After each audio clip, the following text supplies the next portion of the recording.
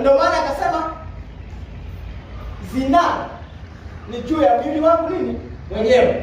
Lakini dhambi sasa ambazo za kawaida ambazo unaweza katika dhambi ya uongo, dhambi ya wivu, husta, nini, hizo zote zinatenda nje ya mwili wako.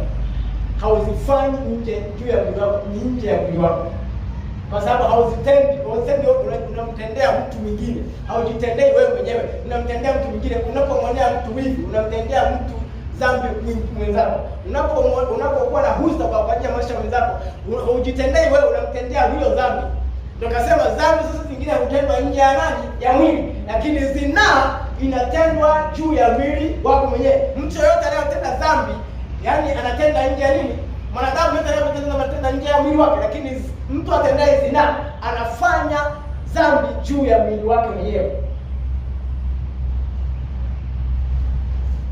Haleluya. Amen. Naongea na watu wakubwa. Haka hapo umeshangamua. Unatendaje zinaa juu ya mwili wako? Hiyo dhambi unayotenda juu ya mwili wako ni dhambi gani? Unaijua? Haleluya. Maana akasema mimi leo Zakaria nikimwonea hivi, sio mimi najitendea dhambi, nimetendea dhambi Zakaria. Kwa sababu yeye ametenda dhambi juu ya mwili Zakaria, kwa sababu ni mwenye mimi.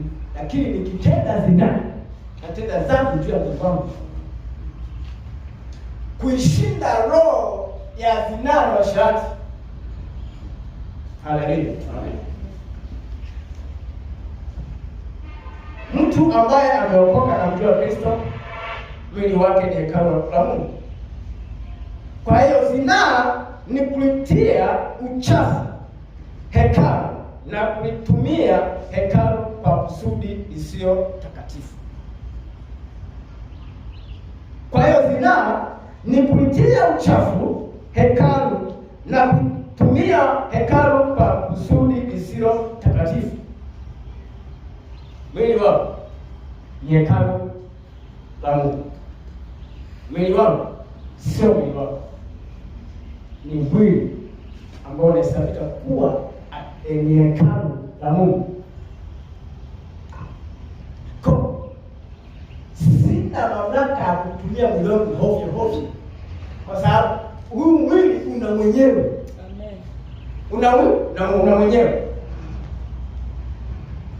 Kwa wanawake anapofanya zinaa, nalichafua hekalu la Mungu.